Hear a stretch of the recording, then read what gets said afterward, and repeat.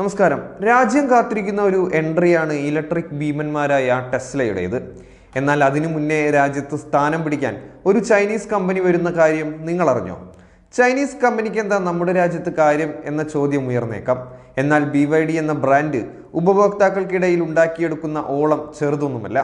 സംഭവം എന്താണെന്ന് വെച്ചാൽ BYD തെലങ്കാനയിൽ തങ്ങളുടെ നിർമ്മാണ പ്ലാന്റ് ആരംഭിക്കാനുള്ള തയ്യാറെടുപ്പുകൾ നടത്തിക്കൊണ്ടിരിക്കുകയാണ് എന്നാണ് പുറത്തുവരുന്ന പുതിയ റിപ്പോർട്ടുകൾ വ്യക്തമാക്കുന്നത്. റിപ്പോർട്ടുകളിൽ സൂചിപ്പിക്കുന്നത് സർക്കാർ 3 സ്ഥലങ്ങളാണ് കമ്പനിക്ക് തിരഞ്ഞെടുക്കാൻ നൽകിയത് എന്നാണ്. ഈ സ്ഥലങ്ങൾ BYDയുടെ പ്രതിനിധികൾ നിരീക്ഷിച്ചു കൊണ്ടിരിക്കുകയാണ്. ഇതിൽ അന്തിമ തീരുമാനമായാൽ എത്രയും പെട്ടെന്ന് തന്നെ കരാർ ഒപ്പിടുകയും നിർമ്മാണ പ്രവർത്തനങ്ങൾ ആരംഭിക്കുകയും ചെയ്യുമെന്ന് അറിയാൻ സാധിക്കുന്നത്. ഇതോടെ തെലങ്കാന ഒരു ഓട്ടോമോട്ടീവ് ഹബ്ബായി മാറുന്ന കാര്യത്തിൽ ഒരു സംശയവും വേണ്ട. BYD തങ്ങളുടെ 100 കിലോവാട്ട് ശേഷിയുള്ള പുതിയ ചാർജർ അവതരിപ്പിച്ചിരിക്കുകയാണ്. ടെസ്ല പോലെയുള്ള EV ഭീമന്മാരുടെ കണ്ണു തള്ളിക്കുന്ന ഓഫറാണ് BYD ഇപ്പോൾ പുറത്തിറക്കിയിരിക്കുന്നത്. BYD ടെസ്ലയ്ക്കെതിരെ ആഞ്ഞടിക്കുകയാണ് എന്നത് എല്ലാവർക്കും വളരെ വ്യക്തമായ കാര്യമാണ്. ഇന്ത്യയിലേക്ക് ടെസ്ല വരുന്നത് തന്നെ തങ്ങളുടെ ചൈനയിലെ കമ്പനി വിട്ട് ഇന്ത്യയിൽ മുഴുവൻ പ്രവർത്തനങ്ങളും സജ്ജമാക്കുന്നതിന് വേണ്ടിയാണ്. 2025 ഓട്ടോ എക്സ്പോയിൽ BYD തങ്ങളുടെ കിടിലം മോഡലായ സീ ലയൺ 7 അവതരിപ്പിച്ചിരുന്നു. ആംഗുലർ ഹെഡ്ലാമ്പ് ക്ലസ്റ്ററുകൾക്ക് താഴെയായി DRLകൾ കൊടുത്തിരിക്കുന്നത് മുൻവശത്തെ അഴകുറ്റതാക്കുന്നുണ്ട്.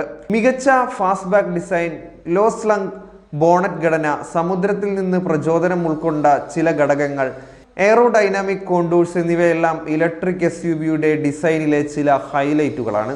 സീ ലയൺ 7 പ്രീമിയം വേരിയന്റിൽ 19 ഇഞ്ച് അലോയ് വീലുകളും പെർഫോമൻസിൽ 20 ഇഞ്ച് വീലുകളുമാണ് വരുന്നത്.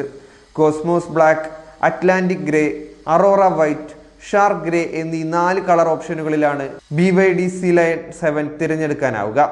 ആഡംബര വാഹനങ്ങളെയും നാണിപ്പിക്കുന്ന തരത്തിലുള്ള കിടിലൻ ഇന്റീരിയറുമായിട്ടാണ് BYDയുടെ 4ാമൻ കളത്തിലേക്ക് എത്തിയിരിക്കുന്നത്. മോഡൽ ഫീച്ചറുകളുടെ വലിയൊരു കലവറ തന്നെയാണ് BYD ഒരുക്കിയിരിക്കുന്നത്.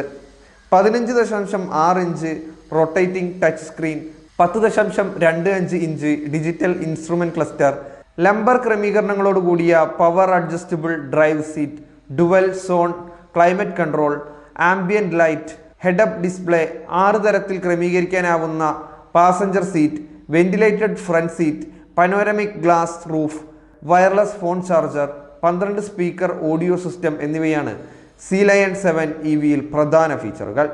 സേഫ്റ്റിയിലും മിടുക്കനായിട്ടാണ് BYDയുടെ ഇലക്ട്രിക് SUV കടന്നു വന്നിരിക്കുന്നത്. 11 എയർ ബാഗുകൾ വാഗ്ദാനം ചെയ്യുന്ന ഇന്ത്യയിലെ ആദ്യത്തെ കാറാണ് സീ ലയൺ 7.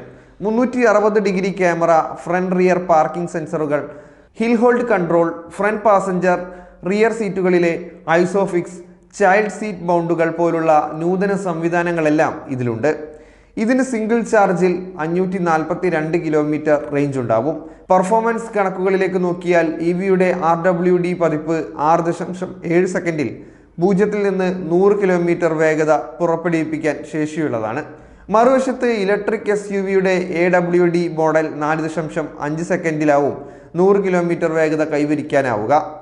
ഈയൊരു വില നിലവാരത്തിൽ Volvo C40 recharge, Kia EV6 EV, Hyundai ionic 5 തുടങ്ങിയ ഭീമന്മാരുമായിട്ടാണ് സീ ലയൺ 7 മത്സരിക്കാനിറങ്ങുന്നത്.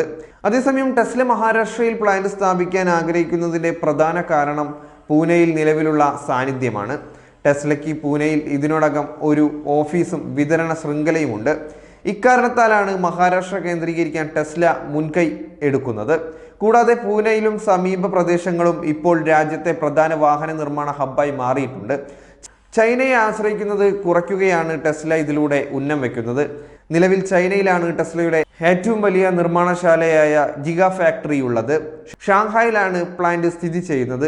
പ്ലാന്റിൽ ഒരു വർഷത്തിൽ 7,50,000 കാറുകൾ നിർമ്മിക്കാനുള്ള ശേഷിയുണ്ട്. ടെസ്ലയുടെ വരവ് വലിയ മാറ്റങ്ങൾക്ക് വഴിയൊരുക്കുമെന്നാണ് വിലയിരുത്തൽ. ടെസ്ലയ്ക്കൊപ്പം ടാറ്റയും കൂടി ചേരുമ്പോൾ ഞാൻ ആദ്യം സൂചിപ്പിച്ചതുപോലെ തകർക്കാൻ പറ്റാത്ത ഒരു കൂട്ടുകെട്ടായി അത് വളരുമെന്ന കാര്യത്തിൽ ഒരു സംശയവും വേണ്ട. ഏതൊരു വാഹന ബ്രാൻഡിന്റെയും കണ്ണ് ഇന്ത്യയുടെ മുകളിലാണ് എന്ന് നേരത്തെ തന്നെ മനസ്സിലായ കാര്യമാണ്. ഇന്ത്യയിലെ ഉപഭോക്താക്കളെ സംബന്ധിച്ച് അവർ എപ്പോഴും പുതിയ വാഹനങ്ങൾ പരീക്ഷിക്കാൻ തയ്യാറാണ് എന്നതാണ് അതിൻ്റെ ഗുണം.